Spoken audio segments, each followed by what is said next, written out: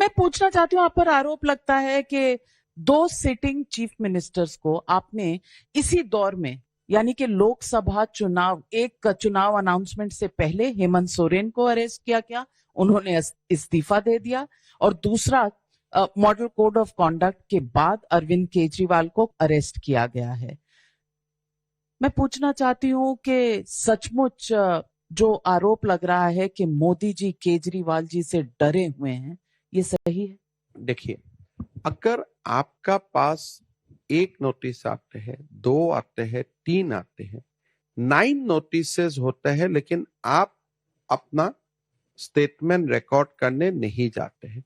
ये जो दोनों सीएम का एक बातें है कि आपको ईडी हो, सीबीआई हो, एनी लॉ एनफोर्समेंट एजेंसी अगर आपको नोटिस देते हैं और आप विपासना में चला जाते हैं, तो what will be the logical conclusion?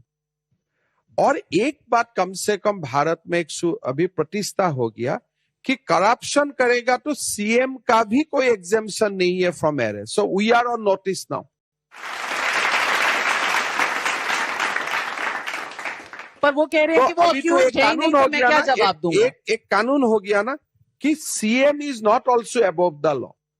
तो ये मोदी जी ने हम सबको नोटिस में ला दिया कि देखो, सीएम हो सकते हो लेकिन आप कानून से ऊपर नहीं। पर आपको तो समन आता ही नहीं, किसी भी बीजेपी के सीएम को समन आता ही नहीं। देखिए, जब तक हम मोदी जी, अमित शाह जी है, कोई बीजेपी सीएम को नोटिस तक जाएगा ही नहीं, उसका पहले वो उनका कुर्सी खाली हो जाएगा और कुछ करने का कोशिश करते हैं। तो इतना कंट्रोल है हमारा ऊपर, इंटरनल कंट्रोल बहुत ज्यादा है, बहुत ज्यादा है, आप सोच भी नहीं सकता। मैं जनता से पूछना चाहूंगी, कुछ सवाल है?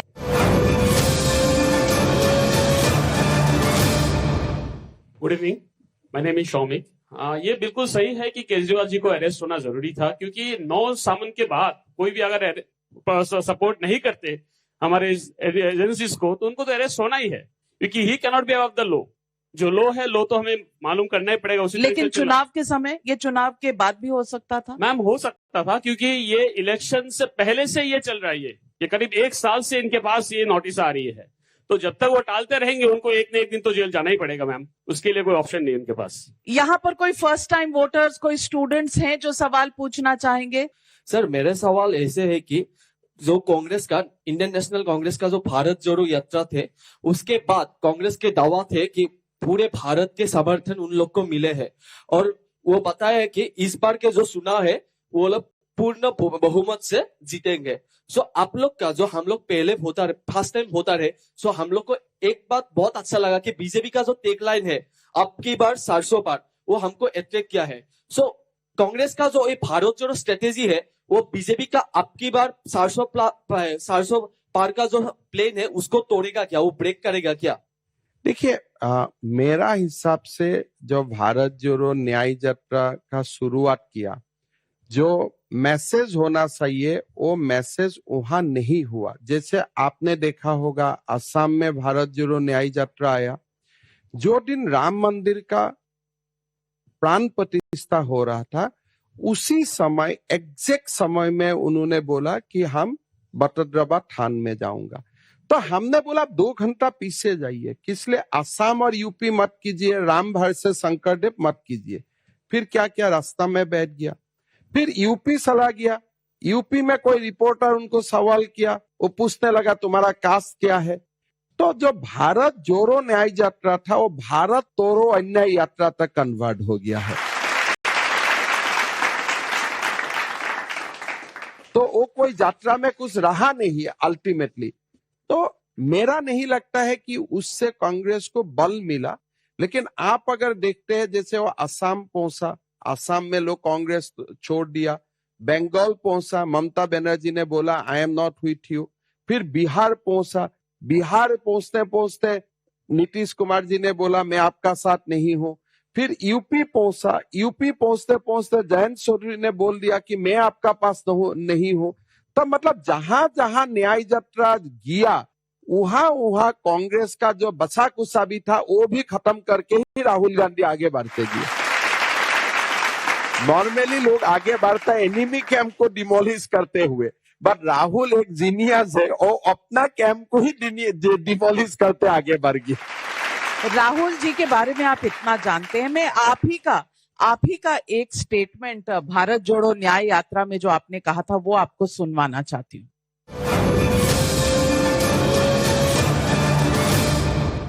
अगर वो बॉडी डबल नहीं है तो दिखाना चाहिए था लोगों को, भाई ये बॉडी डबल नहीं है।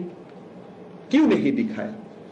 गौरव गोगोई मेरा पता भी नहीं है, इसलिए मेरा माइंड ही ये सब में नहीं था। तो अभी बोल रहे नहीं हिमंत बिश्व शर्मा ने क्यों नहीं दिखाया? अरे हम तो नहीं दिखाया था कि मेरा आपका लीडर को डिफेम करवाने का मन नहीं था। आप खुद ही चाहते हो डिफेम होना है, होते रहो, तब मेरा क्या आपत्ति है। तो गौरव गोगोई को टिकट नहीं मिला, तो इसलिए गौरव गोगोई ने राहुल गांधी को डिफेम करवाने के लिए मुझको वेपन बनाया। ठीक है, चलो एक दिन के लिए मैं भी यूज हो गया। मैं जानबूझ के यूज हो रहा हूं कांग्रेस का इंटरनल पॉलिटिक्स में। आप जानबूझकर यूज हो रहे थे? आपको ये बॉडी डबल का आरोप कहां से आया? आपके पास कुछ इंफॉर्मेशन? हाँ, मैंने खुलासा किया, जब राहुल गांधी आसाम आए तो मुझको लोगों ने बोल रहे लगा कि राहुल गांधी क्रिकेट खेल रहे हैं। तो मेरा डाउट हुआ, भाई उनको तो पहले कोई आगे में तो कोई क्रिकेट में रुचि है, ये तो हमको खबर नहीं मिला है। फिर आगे जाके सारा एसपीज लोग को मुझको बताने लगा कि ये कर रहे वो कर रहे। थोड़ा सा लगा। आपने जासूस छोड़? नहीं, मुझको जो बताया था ना, एक तो रिपोर्ट आते ही है कि Rahul Gandhi played cricket in Majuli, तो ये रिपोर्ट तो इवनिंग आते ही जो हमारा रिपोर्ट कलेक्ट होता है, जो सिट्रेप होता है, वो आ ही जाते हैं। तो मैंने ध्यान नहीं दिया, लेकिन एक नेशनल टीवी ने एक फोटो पब्लिश किया कि is it Rahul Gandhi, is he using body double. तब मेरा ध्यान गया, मैंने तब बताया कि थोड़ा देखो क्या है, दो आदमी है क्या। फिर वी लोकेटेड द पर्सन कि राहुल गांधी का एंटोरेज में ही भोपाल का एक व्यक्ति साथ में आए हैं from Manipur to Guwahati, who looks like him.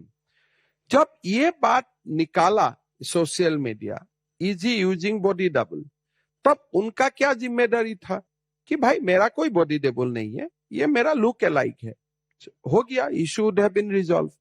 वो क्या किया, नेक्स्ट दिन ही वो व्यक्ति को बाय फ्लाइट दिल्ली भेजा और रात से ही वो ट्रेन से भोपाल पहुंच गया। ये मैंने विविध डिटेल्स दिया। तो ये बॉडी डबल था क्यों? देखिए, राहुल, मुझको जो बताया गया है वो एक बहुत बड़ा बास है, अंदर में कॉन्फ्रेंस रूम का फैसिलिटीज है। तो राहुल जब कॉन्फ्रेंस रूम में चला जाते हैं, एक बहुत बड़ा बासेज है, उसमें काफी टेक्नोलॉजी है, मिक्सर वगैरह सब आते हैं पीछे, जो 10 लोग होते भी उसको एम्पलीफाई कर देते हैं 100 लोगों का। एक पूरा टीम आते हैं, जो टीवी का प्रोडक्शन टीम होते हैं। सेकेंड बासेस में वो एकदम प्रोडक्शन टीम रहते हैं। तो बास में जब वो कॉन्फ्रेंस वगैरह करने जाते हैं या रेस्ट लेने जाते हैं, टू बी फेयर, लोग तो खड़ा होते हैं, कोई ना कोई इतना काफिला है, then they use the body double to wave the crowd. लेकिन जब राहुल गांधी ने भारत जोड़ो यात्रा पहले भी की थी, तो आपने उसको सद्दाम हुसैन बुलाया था। तब देखता था ऐसा ही। मैंने उनको सद्दाम हुसैन नहीं बोला, मैं बोला आपको इतना स्वीट लगता है if you remain clean, save and all, तो आप क्यों ऐसा होलिया कर रहे हो, जो होलिया आपको सद्दाम जैसा देखते हैं।